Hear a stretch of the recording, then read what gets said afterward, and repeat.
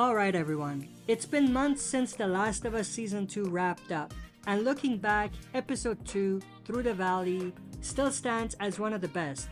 Not just because of Joel's death, which shook everyone, but because the show added a massive, infected assault on Jackson that wasn't even in the game. The Jackson battle, I wanted it to be longer, but I get why it wasn't. Let's talk about why it was added, what worked, and what I would have changed in a director's cut. This fight doesn't exist in the game. Craig Mazin explained they wanted the audience to feel that Jackson wasn't safe, that everyone was vulnerable, not just Ellie. It's about showing the community under real threat. That's why it was really about Jackson being under siege. And this happens right as Joel's story reaches its breaking point. The reason it's not longer is simple. You can't leave that room. If the battle kept cutting across that moment, it would have drained the emotional impact. So they kept the siege sharp and fast. Apparently in the original version, it was 8 to 10 minutes longer. Not just the Jackson siege, but also the stuff between Joel and Abby was longer as well, and they had to cut it down. This is based off of recent interview that Craig Mazin has done. Now, I didn't love Dina being with Joel and Ellie when Abby attacks instead of Tommy, because of course in the game it was Tommy, and emotionally that just made more sense. But the swap let Tommy and Maria stay back in Jackson and lead the defense. So it gave the battle real anchors, even if it felt a little bit off when it comes to comparison against the game.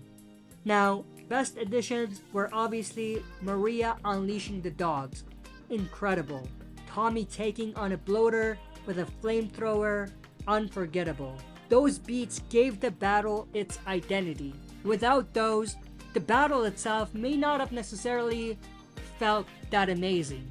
Now, what are in my director's cuts wish list? I would have loved to see more geography of Jackson to really feel the siege. A glimpse of civilians, not just fighters. I also wanted to see an escalation of the infected before the bloater. It felt like the bloater cut all of the intensity of the infected themselves, and the focus was really on the bloater rather than the infected once the bloater showed up.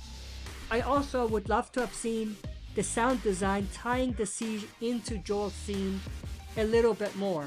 For example, every beat of Abby hitting Joel could have been complemented with a bloater or an infected.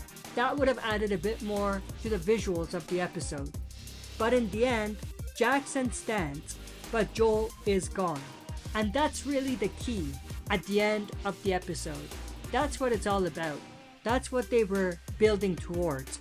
It's a victory and a loss in the same hour. That's why this episode still stands months later. Now, would I watch a longer cut of the battle? Absolutely. Am I happy with how they handled it? Yeah, they kept Joel's death front and center while still making Jackson feel vulnerable and giving us that amazing action sequence. That's what makes this one of the standout episodes of the season. I am interested to know your thoughts and opinions. What are your thoughts about what a director's cut of this episode could have looked like? If you enjoyed this, don't forget to smash the like button, subscribe to join our community, and press the bell to be notified when I upload on the channel. That's it for this video. See you next time for another super video.